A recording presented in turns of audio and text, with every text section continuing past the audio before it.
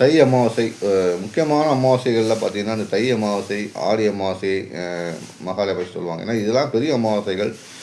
அமாவாசை அப்படின்னு பார்த்திங்கன்னா நம்ம நிலவை மையமாக வச்சு தான் ஒவ்வொரு விஷயத்தையும் கணிக்கிறோம்.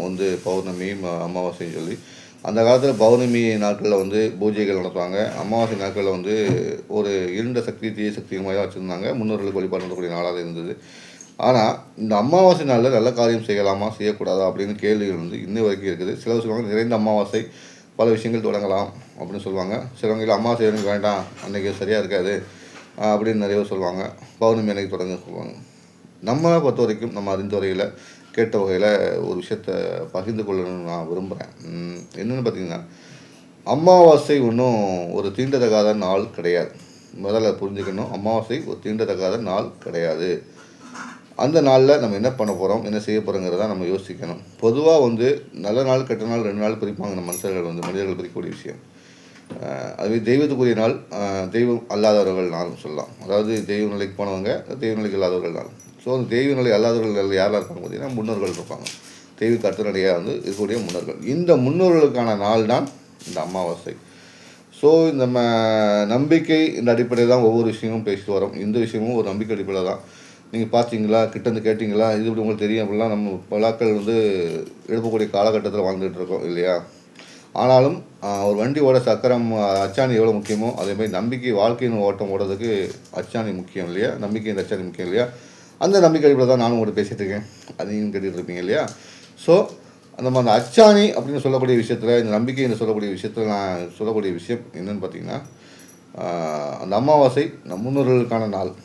இந்த நாளில் நம்ம முன்னோர்களுக்கு என்ன பண்ணலாம் அப்படிங்கிறதான் பார்க்கணும். இப்போது நம்ம கூட பயணிக்கிறவங்க, உயிரோடு இருக்கவங்க, லைவாக இருக்கவங்ககிட்ட நம்ம பேசுகிறோம், வைக்கிறோம், அவங்களுக்கு என்ன தேவைங்கிறத பூர்த்தி செய்யணும் இல்லையா? அதே மாதிரி லைவில் இல்லாத நம்ம விட்டு மறைந்த, கண்ணுக்கு தெரியாமல் கண்காணிச்சிக்கிட்டு இருக்க அந்த முன்னோர்களுக்கு நம்ம என்ன பண்ண போகிறோம் அப்படிங்கிறதுனால சிந்திக்கக்கூடிய நாள் தான் இந்த சொன்ன மாரி அமாவாசை நாள் சொல்வேன். ஸோ இந்த அமாவாசை நாளில் நம்மளால் முடிஞ்ச அளவுக்கு நம்ம முன்னோருடைய பழக்க வழக்கங்கள் நமக்கு தெரியும் இல்லையா? அவங்களுடைய ஆசை விருப்பங்களை தெரியல, அதை அவங்களால நிறைவேற்ற முடியாத சில ஆசைகள் வச்சுருப்பாங்க. அதை நம்மளால் முடிஞ்சாலும் நிறைவேற்றணும். உதாரணத்துக்கு உதவிகள் செய்யலாம், மற்றவங்களுக்கு ஆடைகள் வாங்கி கொடுக்கலாம், உணவு வாங்கி கொடுக்கலாம், இந்த விஷயங்கள் பண்ணலாம். இது அவங்க ஆத்மா சார்ந்தடைவதற்கு மிகப்பெரிய விஷயமா இருக்கும்.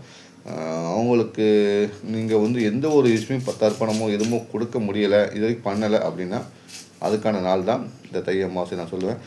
இது வரைக்கும் பண்ணிட்டால் கூட இந்த தை அமாவாசையில் போய் நீங்கள் நீர்நிலையில் போய் அவங்களுக்கான விஷயங்களை, அவங்களுக்கு செய்ய வேண்டிய சடங்குகளை செஞ்சிங்கன்னா அவங்க ஆத்மா திருப்தியாக இறைவன் பாதத்தை அடையும். அவ்வாறு இறைவன் பாதத்தை அடையும் போது அவங்க கொடுக்கும் ஆசீர்வாதம், அவங்களுக்கு கொடுக்கக்கூடிய அந்த வரம் உங்கள் குடும்பத்துக்கு மிகப்பெரிய ஒரு வரமாக இருக்கும். உங்களுக்கு செல்வ செழிப்பெல்லாம் தரும். நான் ஒரு நண்பர்கிட்ட கேட்கவும் சொன்னாங்க, நிறைய தடங்கள்லாம் வந்துட்டுருக்கு, என்ன பண்ண அப்படின்னு சொன்னாங்க. அப்போ அவங்க சொன்னாங்க, அவங்களே விடைய சொன்னாங்க. என்ன சொன்னாங்கன்னா, முன்னோர்கள் வழிபாட்டை மேற்கொள்ள சொல்கிறாங்க, கன்னி தெய்வத்தை வழிபாட்டை மேற்கொள்கிறாங்க, விட்டக்குறை தொட்டக்குறைன்னு சொல்ல மாதிரி அவங்களுக்கு செய்ய வேண்டிய செய்யுங்க சொல்கிறாங்க. உங்களுக்கு தடைகள்லாம் அகலும். ஏன்னா தடைகள் வாழ்க்கையில் பலர் ஏற்படுத்துவாங்க. வாழ்க்கையில் நீங்கள் ஒரு விஷயத்துக்கு போயிட்டுருக்கீங்கன்னா உங்களுக்கு தடைகள் பல வரும். உறவுகளால் வரும், நண்பர்களால் வரும், இல்லை எதிர்பாராமல் வரும் இல்லையா? தடைகள் வரக்கூடிய இயல்பான விஷயம்.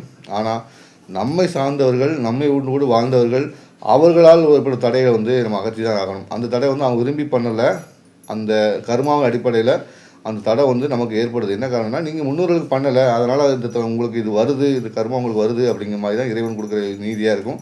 அப்போ அந்த முன்னோர்கள் நினைப்பாங்கன்னா, நான் உனக்கு தடை விதிக்கலடா, நான் உனக்கு தடை விதிக்கலை, உனக்கு சோகத்தை, உனக்கு துன்பத்தை கொடுக்க நினைக்கல, ஆனால் என்னை வச்சு உங்களுக்கு வரும்னு நினைக்கும்போது எனக்கு வருத்தமாக இருக்குன்னு அந்த ஆவி வேதனைப்படும் இல்லையா? அந்த ஆன்மா வேதனைப்படும். அந்த வேதனைப்படும் ஆன்மாவுக்கு நிம்மதி கொடுத்து அந்த ஆன்மாவில் கிடைக்கக்கூடிய ஆசீர்வாதத்தை பெறுவது தான் இந்த அமாவாசை நாளில் முக்கியமாக இருக்கும். ஸோ இந்த நாளில் நான் சொல்லக்கூடிய விஷயம் என்ன தான், முன்னோர்களுக்கு உங்களால் முடிஞ்ச அளவுக்கு என்ன செய்யணுமோ அதை செஞ்சுருங்க.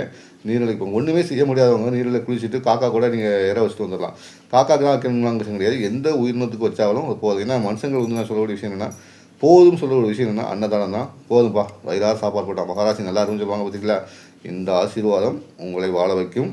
அதனால் முடிஞ்ச அளவுக்கு எல்லாரும் அன்பை விதைப்போம், அன்பை பெறுவோங்கிறது இந்த நாளில் முக்கியமாக பார்க்கும். ஸோ அமாவாசை ஒரு கெட்ட நாள் கிடையாது. அமாவாசை நல்ல நாள், நம் முன்னோர்களுக்கான நாள், நம்மளோடு வாழ்ந்து மறைந்த முன்னோர்களுக்கான நாள். அவங்களுக்கு செய்ய வேண்டியதை செஞ்சுட்டு அவங்களுடைய அன்பை பெற்று உங்கள் வாழ்க்கையை நடத்துங்க. வாழ்க்கை செம்மையாக இருக்கும். தொடர்ந்து ஆன்மீகம் பேசுவோம். நான் உங்கள் தென்காசிக்காரன்.